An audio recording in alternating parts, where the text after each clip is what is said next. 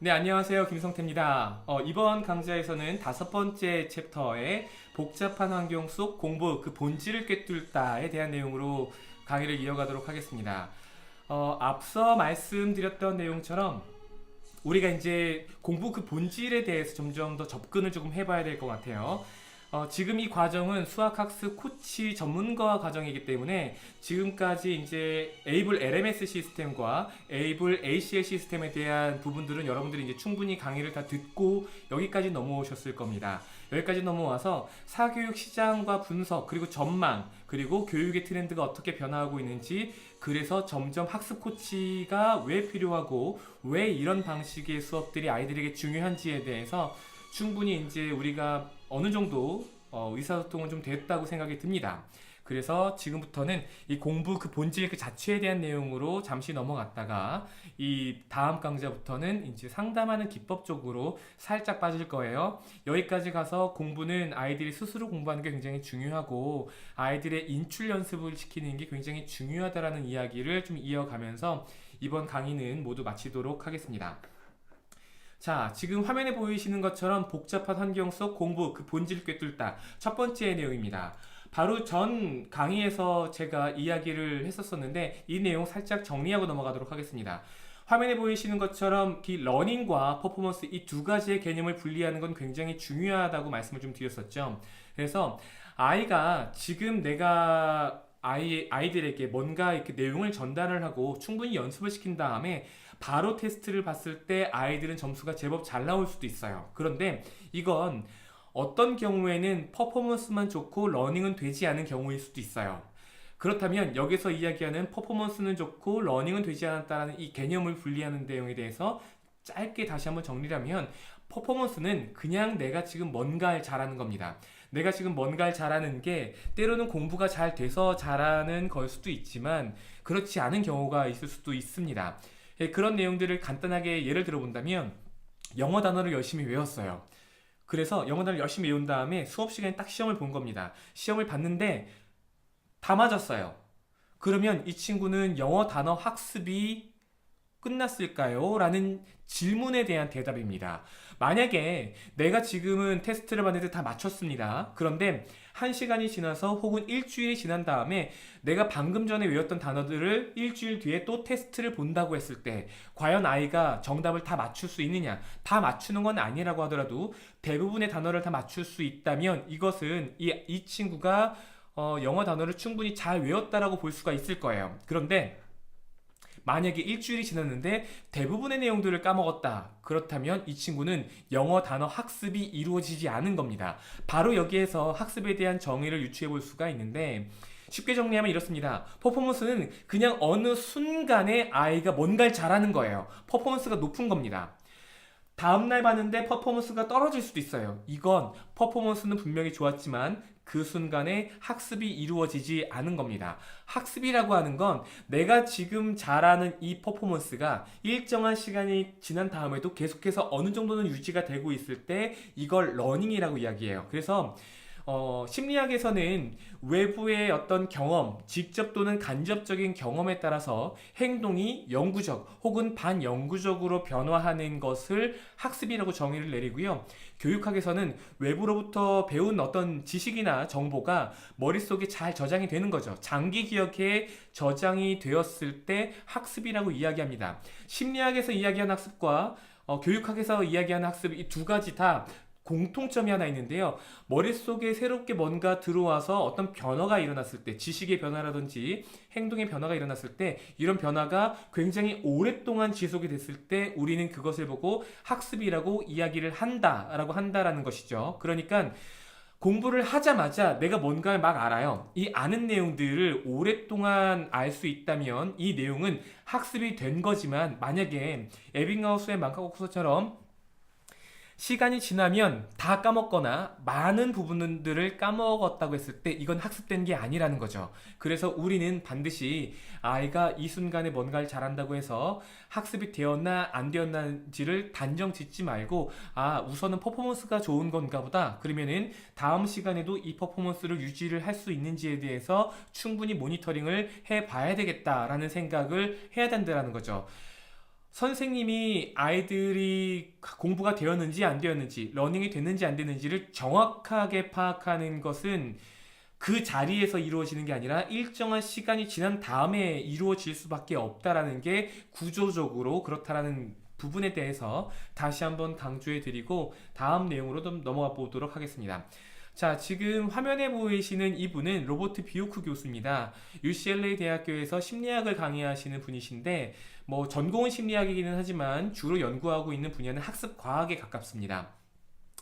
자, 이분이 1992년도에 발표한 논문에서 Desire of Difficulty에 대한 이야기를 했습니다. 바람직한 어려움이에요. 공부라고 하는 것은 바람직한 어려움이라고 하는 겁니다. 자, 오늘 어떤 원장님께서 저에게 전화로 이렇게 질문을 주셨어요. 단톡방에도 올라왔는데 에이블 가맹점 원장님 중에 김땡땡 원장님인데, 이분이 이 Desire of Difficulty가 바람직하게 어렵게 공부하는 건데 이 어렵다라는 범주 안에 문제가 어려운 것도 포함을 하는가? 라고 질문을 주셨는데, 실제로 이 바람직한 어려움에서 이야기하는 어려운 환경이라고 하는 건 좀 바꿔서 이야기하면 적당히 뇌를 신경을 써가면서 편안하게 공부하는 게 아니라 뇌를 괴롭히면서 공부하는 걸 좀 뜻해요. 물론 쉬운 문제를 푸는 것보다 어려운 문제를 푸는 게 뇌를 괴롭히는 측면에서는 어느 정도 가깝다고 볼 수는 있겠지만, 여기에서 의미하는 건 아이들에게 인출 연습을 시키는 게 주요 포커스라고 보시면 될 것 같습니다. 물론 어려운 문제들도 인출 연습을 시키는데 특정한 지식들을 인출하는데 분명히 도움이 될 겁니다. 만약에 그런 관점에서 접근을 한다면 어려운 문제를 제공해 주는 것도 바람직한 어려움에 가깝다고 볼 수는 있겠지만, 이 바람직한 어려움이라고 하는 학습 환경에 대한 그 구체적인 내용은, 본질은 아이들이 편안하게 강의를 듣거나 그냥 단순하게 책을 여러 번 반복해서 읽거나 단어를 그냥 손으로 써보면서 외우거나 이런 것들을 하는 게 아니라 덮어놓고 내가 어떤 내용을 봤는지 생각해보고 계속해서 머릿속에 있는 것들을 끄집어내는 이런 과정들을 계속해서 주는 과정입니다. 이런 과정이 아니라 이런 환경이죠. 이런 환경에 아이들이 노출이 될 때 러닝이 굉장히 잘 이루어진다라는 겁니다. 즉, 어떤 아이는 똑같은 단어를 외울 때 계속해서 머릿속에 집어넣는 연습만 하는 거예요. 단어를 외우는 아이들이 있을 수 있고요. 어떤 아이들은 외우고 쪽지 시험을 본 거예요. 그리고 틀린 것들을 또 외우고 쪽지 시험을 보고 또 외우고, 이렇게 공부를 했다라고 가정을 했을 때 이 두 아이의 성적이 지금은 모두 우수하게 나타났지만 일주일 뒤에도 여전히 우수하게 유지가 되는가를 살펴보는 게 이 친구가 공부했던 그 방식이라는 게, 즉 단어를 5번 외워보는 학생과 단어를 한 번 외우고 테스트 보고 한 번 외우고 테스트 보고 한 번 외우는 이 과정을 거친 학생들, 이 두 가지 방법 중에 어떤 게 더 학습이 더 잘 이루어지는지를 검증하는 방법, 여러 가지 실험 방법 중에 하나인데, 이렇게 했을 때 일정한 시간이 지난 다음에 학업 성취도를 측정을 해보면 단어를 5번 읽기만 한 친구들 같은 경우에는, 머릿속에 집어넣기만 한 친구들 같은 경우에는 점수가 많이 떨어집니다. 그런데 중간중간에 테스트를 끼워 넣어서 공부를 했던 친구들 같은 경우에는 대략 한 80점 정도 성적을 이렇게 유지하는 친구들이 많습니다. 그래서 이 공부라는 게 단순히 그냥 내가 하고 싶은 대로 그냥 꾸준히 외워서 공부하는 거가 과연 아이들에게 얼마나 바람직한 어려운 환경을 제공해 주는가랑 같이 비교해 보는 게 중간중간에 시험을 보는 거예요. 시험을 본다라고 하는 것은 내가 방금 머릿속에 넣었던 것들을 끄집어내는 연습들을 해야 되는데, 이런 내용들이 과연 아이들에게 학습에 얼마나 많은 도움이 되나, 분명히 어려운 환경인데 그런 측면에서 봤을 때 바람직한 어려움을 여기서부터 이야기를 할 수 있다고 보시면 될 것 같아요. 자, 다음 내용으로 좀 넘어가 보도록 하겠습니다. 제가 이미 이제 많은 강연에서 여러분들께 이야기를 좀 드려서 여러분들이 잘 알고 계실 만한 기억 모델입니다. 이 기억 모델은 놀만이라는 학자가 이제 완성을 한 모델이죠. 자, 이 기억 모델은 감각 기억, 그 다음에 단기 기억, 장기 기억, 이렇게 좀 구성을 해서 인간의 기억은 크게 이제 세 군데의 공간을 갖는다라고 보시면 되는데, 뭐 단기 기억 같은 경우에는 잠깐 동안만 기억하는 거고요. 이것보다 좀 더 오랫동안 기억할 수 있는 것들은 우리가 장기 기억으로 부를 수 있습니다. 지금 이 순간에는 이 강의에서는 인간의 기억 모델은 여기까지만 좀 설명을 드릴게요. 단기 기억에서 장기 기억으로 지식을 자꾸 보내는 이 과정을 이제 인코딩, 부호화라고 합니다. 머릿속에 자꾸 뭔가 집어넣으려고 하는 거예요. 반면에 장기 기억에 있는 것들을 자꾸 꺼내어서 생각하거나 꺼내어서 쓰려고 하는 이 과정을 인출, 리트리벌리라고 합니다. 공부는 크게 머릿속에 집어넣는 공부와 꺼내는 공부 두 가지가 있는데, 머릿속에 집어넣는 공부를 이제 인코딩 학습이라고 이야기를 할 수가 있고, 머릿속에 있는 것들을 꺼내는 학습을 리트리벌 학습이라고 이야기를 할 수가 있을 것 같아요. 대표적인 학습 사례들을 이야기를 해본다면, 머릿속에 집어넣는 공부는 선생님의 강의를 듣거나 책을 이렇게 읽거나 내용들을 정리하거나 노트 필기를 하거나 해서 학습 전략 자체가 머릿속에 잘 저장하려고 노력하는 학습 전략들이에요. 그런데 반면에 책을 덮고 어떤 내용이었는지 생각을 해본다거나, 아니면 책을 덮고 내용들을 좀 정리해본다거나, 내가 읽었던 책을 말로 설명을 해본다거나, 주어진 문제를 풀어본다거나, 이런 것들은 아까 머릿속에 내가 넣었던 내용들을 자꾸 꺼내려고 시도하는 거잖아요. 이런 것들이 머릿속에서 꺼내는 공부입니다. Desirable difficulty, 그 비오크라는 학자가 이야기한 Desirable difficulty는 바로 이 부분입니다. 아이들이 머릿속에 집어넣는 공부만 우리가 늘상 해왔었는데, 그거를 반대로 꺼내는 공부를 많이 가져가는 게 굉장히 중요하다라고 이야기를 했고, 이런 과정들이 인출을 시도하는 공부다. 그리고 이게 바로 Desirable difficulty다. 그리고 이 과정에서 나타나는 학습 효과가 테스팅 이펙트다라는 이야기를 드려볼 수가 있을 것 같아요. 자, 제가 딱 논문 한 편만 더 보여드릴 텐데요. 지금 보시는 논문은 사이언스지에 나와 있는 논문입니다. 논문 제목을 읽어보시면 The Critical Influence of Literature for Learning이에요. 논문 제목에서 우리가 볼 수 있는 것처럼 학습에 있어서 이 기억을 인출하는 이 과정이 얼마나 결정적으로 중요한가에 대해서 이야기를 하고 있죠. 논문 내용으로 좀 들어가 볼까요? 네, 지금 네, 이 분들도 지금 강의를 보고 계시기 때문에 보이나요? 네, 여러분들이 보셨던 논문일 것 같아요. 네, 지금 그 논문을 제가 간단하게 좀 설명을 좀 드리도록 하겠습니다. 지금 왼쪽에 꺾은선 그래프와 오른쪽에 막대 그래프가 보일 텐데요. 꺾은선 그래프는 밑에 1, 2, 3, 4가 가면서 이게 시험의 횟수입니다. 첫 번째 시험부터 네 번째 시험까지 있는데, 첫 번째 시험에서 네 번째 시험으로 가면 갈수록 점수가 계속해서 높아지고 있는 것들을 볼 수가 있습니다. 보시는 것처럼 지금 집단은 모두 다 해서 4개의 집단이 있어요. 이 4개의 집단이 서로 다른 학습 환경에서 공부를 했는데, 그 환경이 무엇인지 지금 간단하게 설명을 드리고, 이번 챕터는 이 논문이 가지고 있는 의미에 대해서 우리가 되짚어 본 다음에 진짜 공부가 무엇인지 이 논문 한 편으로 짤막하게 좀 요약을 하고요. 다음 내용으로 좀 넘어가도록 하겠습니다. 다음 내용은 다음 강좌로 넘어가는 뜻이에요. 자, 지금 아이들은 지금 이 실험은 대학생들이 진행을 했는데요. 이 대학생들은 그 처음 보는 단어를 40개를 외우는 실험을 진행을 한 거예요. 40개의 단어를 외울 건데, 이 단어는 스펠링을 외우는 게 아니라 그냥 소리만 듣고 그냥 우리나라 말로 쓴 소리만 듣고 이게 무슨 뜻인지를 아는 겁니다. 예를 들면 여기에다가 한글로 와투라고 적어둔 다음에, 이 와투가 나무라는 뜻이 있구나, 아프리카 스와힐리어라는 건데, 아프리카 이 스와힐리어를 쓰는 사람들은 와투 이러는 게 우리나라 말로 해석을 하면 나무 있어, 나무, 뭐 이렇게 이야기하는 걸로 그 단어 뜻을 이해하면 되는 거예요. 많이 어려운 과제는 아닙니다. 이때 단어를 한번 외우고 시험을 볼 겁니다. 또 단어를 외우고 시험을 보고요. 단어 외우고 시험 보고, 단어 외우고 시험 보고, 이렇게 해서 단어를 외우고 시험 보는 이 하나의 사이클을 4번 반복하는 훈련을 하게 될 거예요. 학습을 하게 될 겁니다. 이때 단어를 외우는 방식이 2가지가 있고요. 시험을 보는 방식이 2가지가 있어요. 그래서 2 by 2라고 해서 모두 다 해서 4가지 조건이 있을 거예요. 그럼 각각의 조건에 대해서 간단하게 설명을 좀 드리도록 하겠습니다. 먼저 단어를 외우는 방식은 첫 번째는 모두 다 40개 단어를 외우겠지만, 첫 번째 시험에서 만약에 40개의 단어 시험에서 10개를 맞췄다고 가정을 해보겠습니다. 그러면 그 다음에 두 번째 단어를 외우는 시험을 보게 될 거잖아요. 여기는 화면이 안 나오네요. 다시 그 두 번째 단어를 외우는 시험을 보게 될 거잖아요. 그러니까 첫 번째 A 집단과 B 집단이에요.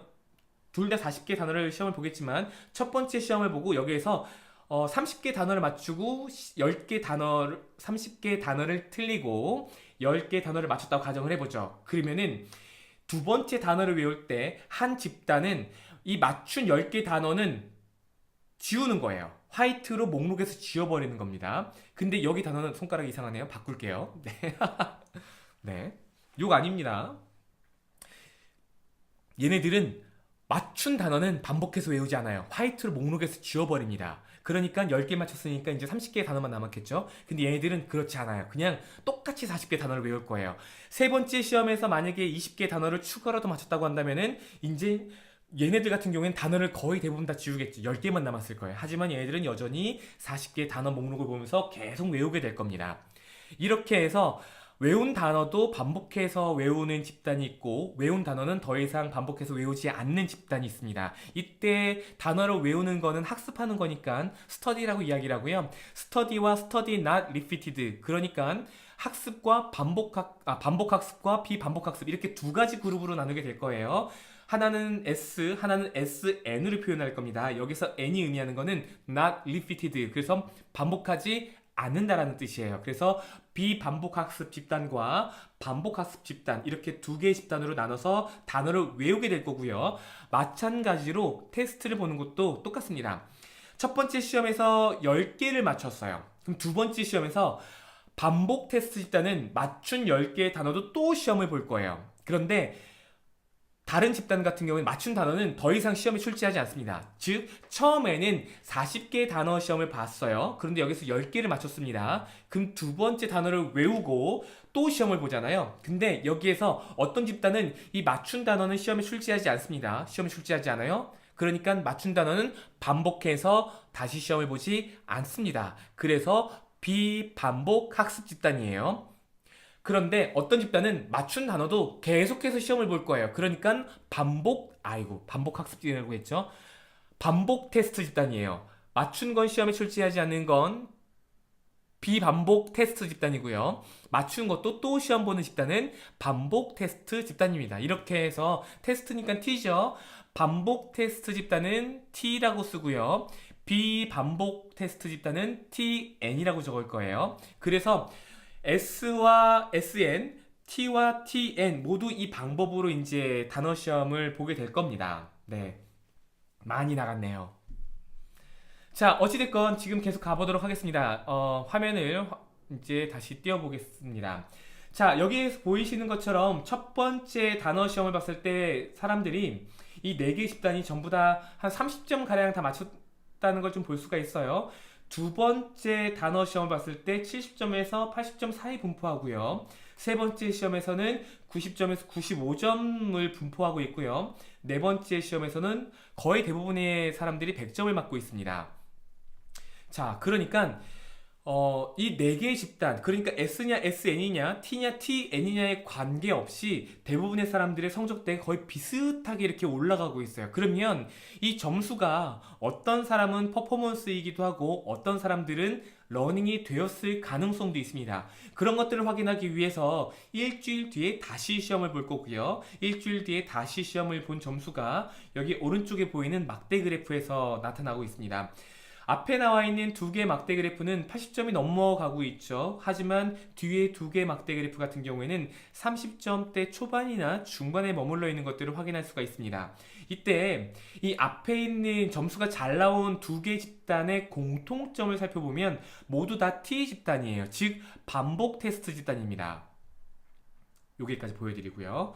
그 다음에 뒤에 점수가 안 나온 집단을 보면은 TN 집단이에요. 그러니까 점수가 일주일이 지나서 잘 나오고 안 나오고의 차이가 T냐 TN이냐가 구분 지었다라고 볼 수가 있겠죠. 그러니까 정리를 하면 반복 테스트 집단은 일주일 뒤에 시험을 봐도 80점이 여전히 넘게 나오는 거예요. 하지만 비반복 테스트 집단을 본 경우에는 일주일 지났더니 점수가 30점대밖에 안 나오는 거죠. 대부분의 것들을 잊어먹었습니다. 그러면 반복 테스트와 비반복 테스트는 도대체 어떤 차이가 있기 때문에 이렇게 성적의 차이가 나타났을까를 지금부터 한번 살펴보도록 하겠습니다. 자, 다시 이 학생들이 공부했던 그 상황으로 복귀해 보도록 하겠습니다. 아이들이 먼저 40개의 문제 단어를 외웠죠. 그러면은 첫 번째 10개 단어를 맞췄다고 볼게요. 그럼 두 번째 시험에서는 30개 단어만 시험을 보는 거는 비반복 테스트 집단이고요. 맞춘 단어도 또 시험을 보는 집단은 반복 테스트 집단이에요. 맞춘 것도 또 반복해서 보니까 이때 두 번째 시험에서 맞춘 단어도 또 시험에 출제하니까요. 비반복 테스트 집단은 맞춘 단어는 더 이상 인출할 기회가 없는 거예요. 리트리버를 할 기회가 없는데 반복 테스트 집단은 이 문제가 또 나옵니다. 아까 맞췄던 문제가 또 나와요. 그러니까 어떻게 해야 돼요?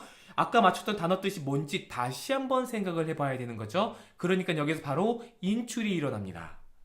얘들을 한 번 더 인출할 기회가 생긴 거죠. 하지만 비반복 테스트 집단 같은 경우에는 얘들을 인출할 기회가 없어지는 거예요. 벌써 감 잡으셨죠? 자, 한 번만 더 가보도록 하겠습니다. 세 번째 시험에서, 보통 두 번째 시험에서 점수가 80점 가까이 나오고 있죠. 그러니까 대부분의 사람들이 이 40개 단어들 중에서 30개 이상을 외우고 있는 겁니다. 그러면